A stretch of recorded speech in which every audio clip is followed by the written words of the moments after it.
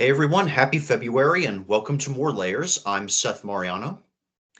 And I am Jordan Smith, and we're going to take you on a nostalgia trip of sorts a little bit as we discuss today's subject matter, the biopic that almost was for the boy band In Sync. Yeah, it was something that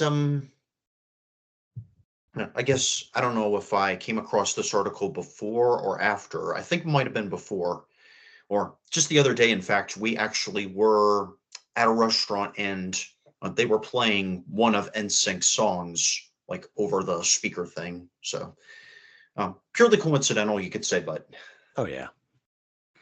yeah, yeah. So according to sources, and I got this from an article that I pulled up here, that Sonic movie producer Neil H. Moritz is reportedly interested in making a film focusing on NSYNC's success after their legal conflict with their former manager.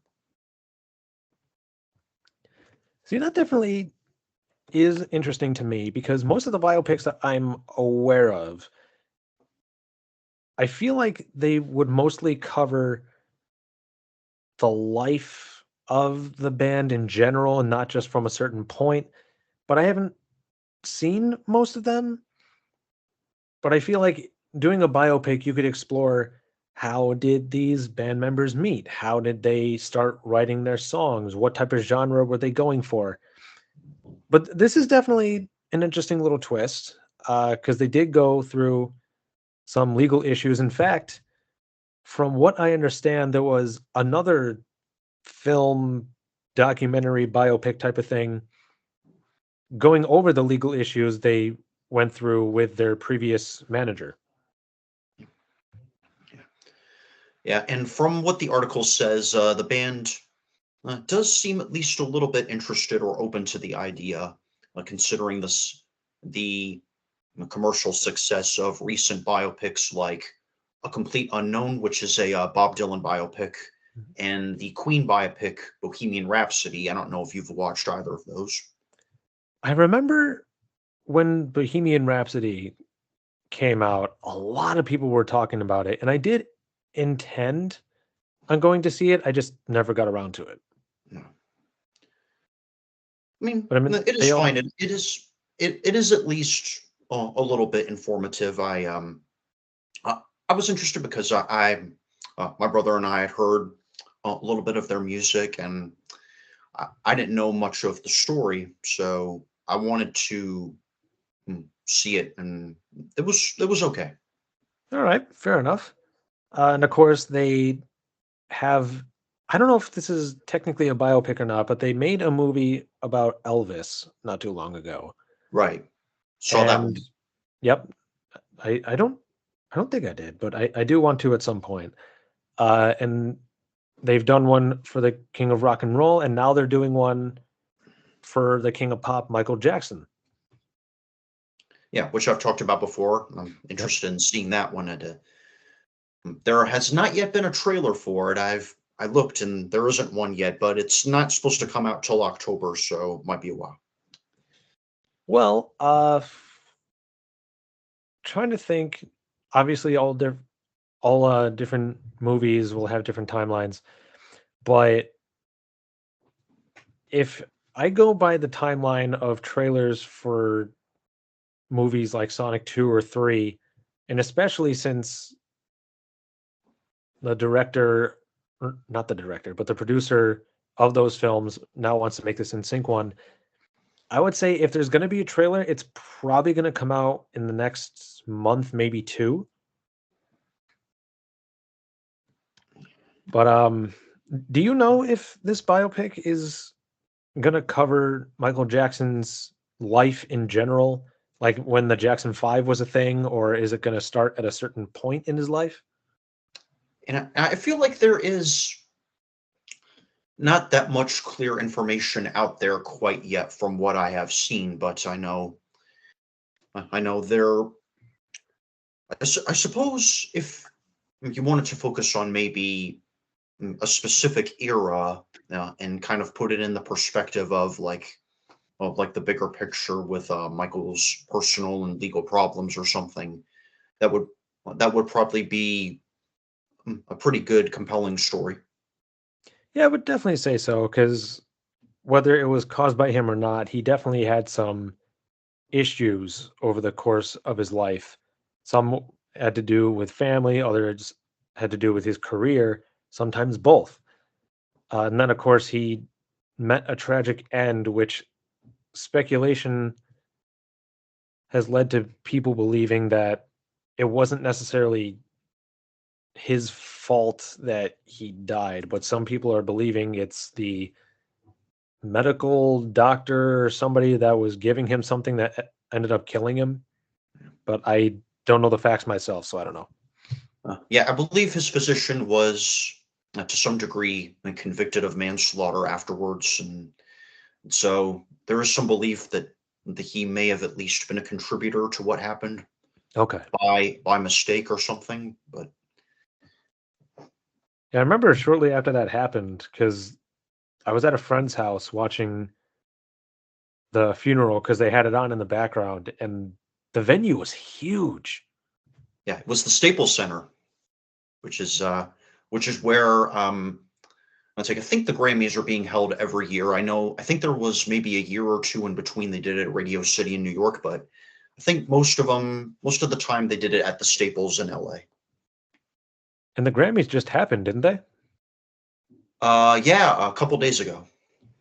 was about to say I could have sworn I heard something about the Grammys going on. I think Beyonce might have won something.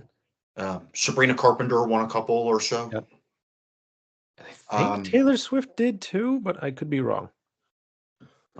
yeah, and Forrest Frank was up for a win in the gospel category, but Hmm. didn't win. But it's pretty cool that he got nominated, though. Oh, sure. Yeah, Like even a nomination can be a big deal for somebody who's put their blood, sweat, and tears into something. yeah, yeah. And I just discovered his music not long back, and it's and something I keep hearing people talk about, and I've listened to, and I've liked it myself. All right. Do you have any specific recommendations for songs that he's done? Um, well, my favorite right now is probably "Never Get Used to This," which is one on at least the deluxe version of the Child of God album that was nominated. There's a whole extended deluxe version out there of the Child of God album you can stream on like Spotify and other places perhaps. All right. I'll have to Yeah. definitely have to pull up YouTube and listen to at least one or two of his songs after this. You said it was called "Never Get Used to This." Uh yeah, the song that I'm referenced, yeah, and then the Okay. album is Child of God. Yeah. "Never Get Used to This," "Child of God." Got it. Yeah, as our listeners and viewers may have noticed, there has been a bit of a rise on these biopics as well. Because for a while, I didn't really see too many being made, but then you get ones like Bohemian Rhapsody, Elvis, Jackson, um, A Complete A Complete Unknown. Unknown. Yeah, they seem to be steadily growing in popularity, And and there's talk now about a Springsteen biopic coming in about a year. I do remember hearing about that. I don't know too much about Springsteen, but I'll definitely get some research done on him. Yeah. But I am definitely thrilled that there's even an idea of a biopic for NSYNC, partly because I grew up on their music. Like my brother, my sister, and I, we had at least one or two of their albums that we would listen to all the time. Some of our favorite songs were "Bye Bye Bye," which Right. recently had a resurgence along with the Deadpool and Wolverine movie. Um, Space Cowboy, that was a big one. It's Gonna Be Me, which I think is the one we heard while we were Yes, eating it out with some is. friends. It is. Yeah. Yeah, it's pretty interesting. I feel like the 90s, 2000s pop has been making an interesting comeback. I don't know if a lot of it has to do with like the recent release of Britney Spears' book, The Woman in Me. I know there was one of her songs that we also heard over the thing, and yeah, quite a bit of pop, I think, from that era, probably. Yeah, for sure. And it's been long enough now that there's definitely a feeling of nostalgia for it, like for people like myself who've heard it before. But what would really get me excited to see an NSYNC biopic is that while not having met all of them, I did meet one of their members a few years ago, specifically Joey Fatone. He was in our hometown. I think it was in 2019 because I know it was before the pandemic. And he just had a nice little booth. He didn't have anything fancy, which I kind of commended him for. And then I went up to him, had a nice conversation with him. He's very friendly, very encouraging. He complimented my voice. He said it sounded like one that would be really good for something like radio or voice acting, which I definitely took as a big compliment considering I love to do voice acting. Uh, he answered some of my questions that had to do with him showing up on shows like The Masked Singer. And I just had an overall good time with him. So seeing somebody that I've met in person on the big screen just helps give that special kind of connection, if that makes sense. Yeah, I think I get it. Okay. Yeah, Yeah. I definitely haven't met any of the other ones, but Joey Fatone was definitely one that I would have loved to meet if I hadn't met any of them before. And plus, my mom was not necessarily like a fangirl for him, but I would say that he was definitely her favorite member. So if I ever had the chance to meet him again, I would be sure to let him know that. Yeah, yeah. If I were famous and I got to, work with some celebrities that I knew members of my family were really big fans of, I would seize the first chance to introduce them to them.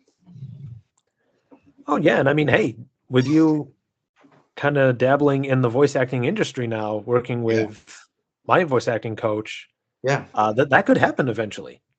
yeah. I'm gonna be starting doing that in about a few weeks, about 3 weeks. So yeah, it's All right.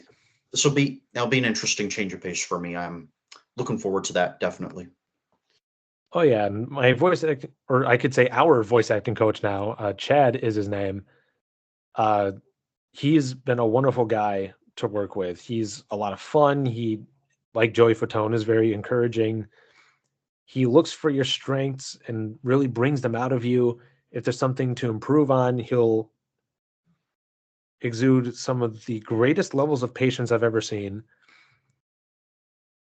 But he's a great guy. I think you'll enjoy working with him. Oh yeah, I had a good conversation with him over the phone when I inquired about doing this, and yeah, yeah, I got a good vibe. Oh yeah, and I know that he had a good conversation with you because at one point he reached out to me and he was talking about how happy he was that I recommended him to you. Yeah, And he told me about how excited he was to work with you and he couldn't wait to see where it would go. yeah, yeah. So yeah, I kind of wanted to ask earlier. I thought about asking this before we hopped on Mhm. about because I knew Joey was on Mass Singer, and I kind of thought of asking you, how long would you say that it took you to pick up on, like, that's him, that's Joey, the rabbit. Well, I can't say that I've picked it up right away necessarily, but he definitely was one of the faster people that I recognized on that show. Like I didn't know extensive details about him, but every once in a while they would have something in the clue package where I started thinking, is that who I think it is? And then every clue package after that, I'd see more and more little hints to be like, okay, so this is definitely talking about In Sync. And then there were some clues and some points mentioned by the hosts, the judges, whatever they're considered. It's like, yeah, okay, that's Joey Fatone. And of course it was. And then one thing I asked him about his time on the show is why he would do the little head twitch as the rabbit. Mm. And apparently he got inspired from this young girl that was on America's Got Talent who did magic, but she was also like the girl from The Ring in the fact that she was super creepy. And one of the things she would do is occasionally twitch her head for no reason. So he was like, oh, I'm going to do that too. Maybe he figured it would throw people off the scent before he was unmasked, but yeah, I at least got an answer for that. Yeah. Yeah. I myself have not met Joey, at least not yet, but I've gotten good vibes from him. I've seen him on other stuff on television, and great, a good gold mine of energy. And he also, I've read about how well, he likes cartoons and puppets. So I feel like the kind of entertainment you're probably aspiring to is probably right in his wheelhouse. So I would definitely say so. And he's been in some films and TV shows before. I know he was in the first Big Fat Greek Wedding, I think it was. And then he and I think it was the rest of NSYNC as well showed up in at least one episode of a show. I think it was called Touched by an Angel. yeah. Um, yeah, they weren't in it for very long, but they made a couple appearances, even doing one of their songs. And again, having met him personally now, it's like, oh, that's cool. I know that guy. Yeah. Well, yeah. And so well, you also told me how he told you about the experience of because he and NSYNC did that recording for of that one song for Disney's Tarzan soundtrack with Phil Collins. Yeah, he did talk about that a little bit because, of course, growing up in the mid to late 90s, early 2000s, one Disney movie that we watched just semi frequently is Tarzan, who, as most people are aware, Phil Collins did the soundtrack for. And that film, at least for the soundtrack, had two different versions of a song called Trash in the Camp. Right. One was featured in the movie, but then another one in the soundtrack was performed by Phil Collins and NSYNC. The story he told me is that shortly before recording, up to that point, they were under the idea that it was just them that was going to be singing it. And then he told me that apparently Phil Collins walked into the booth where they were recording and he's like, oh, I'm doing it with you. And they were just like, okay. Yeah, it is pretty cool because that's like those are like two big names in music of two generations. You got one like rock and roll star who was like probably at his peak in the 80s, and then you got this 90s and 2000s pop group, Mm-hmm. group. They're coming together and doing this together. It's pretty cool. And I wouldn't be too surprised if they paid some sort of tribute to Phil Collins when he eventually passes on, especially with reports of his health declining over recent memory. So I don't know how much longer he has, but I'm sure that if and when his time eventually comes, NSYNC will probably mention him somewhere.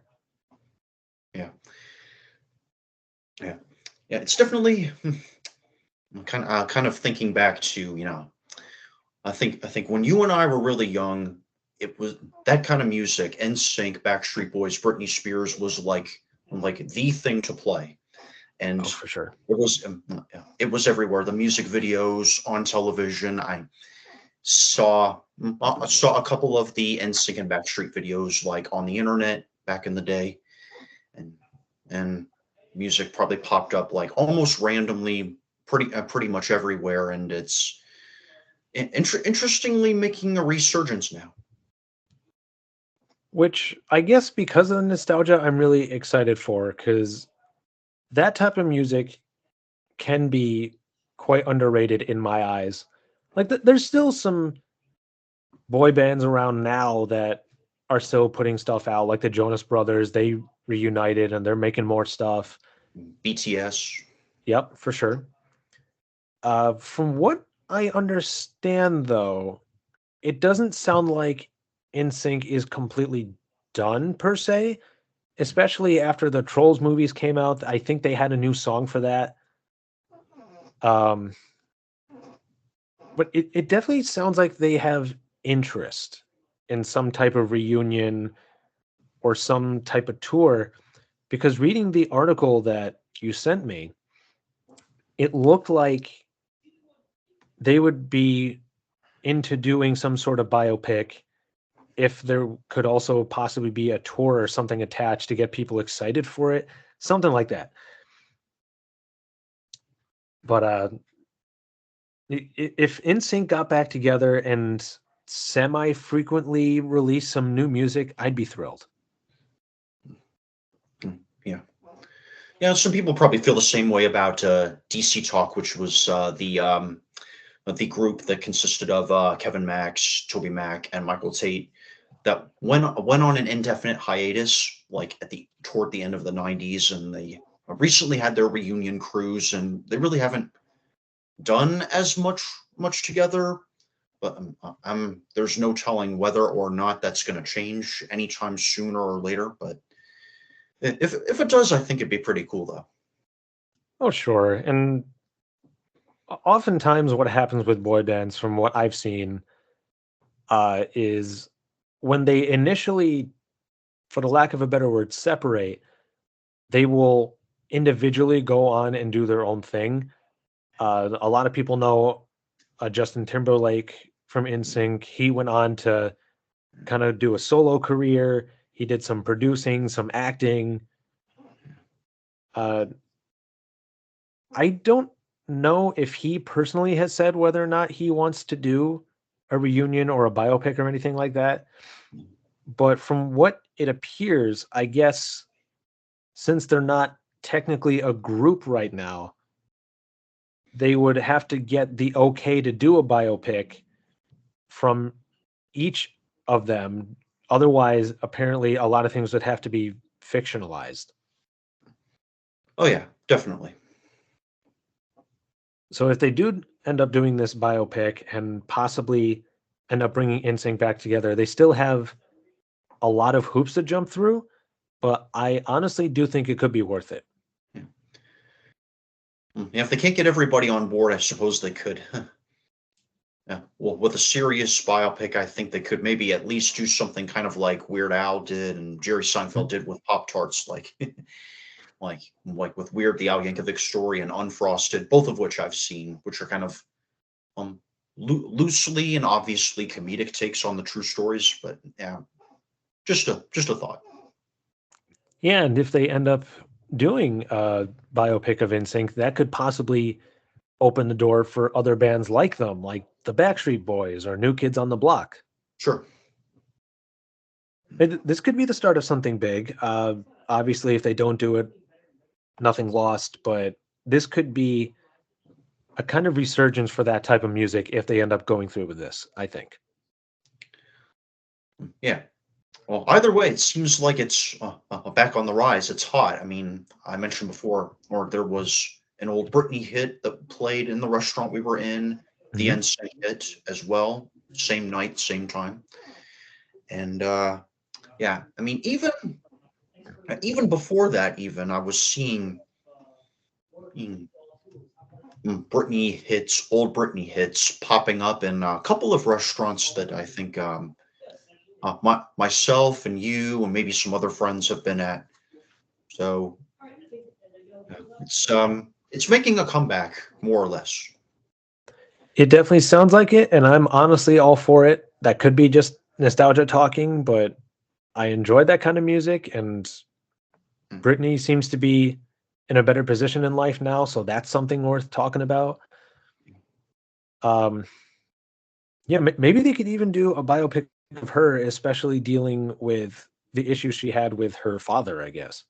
I'll take, or even Brittany could be part of that NSYNC biopic story because, of course, she famously dated Justin for a while, and they think they originally met as young co-stars on the Mickey Mouse Club revival, and which is also where like Justin and JC both got their big breaks as well as Brittany. So That's true. I didn't even think about that.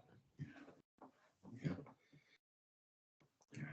Yeah, this could definitely be something to look forward to. I seriously hope to go through with it. yeah, It sounds like they're definitely into the idea. They just have a lot of hurdles to leap over before they can actually put it together.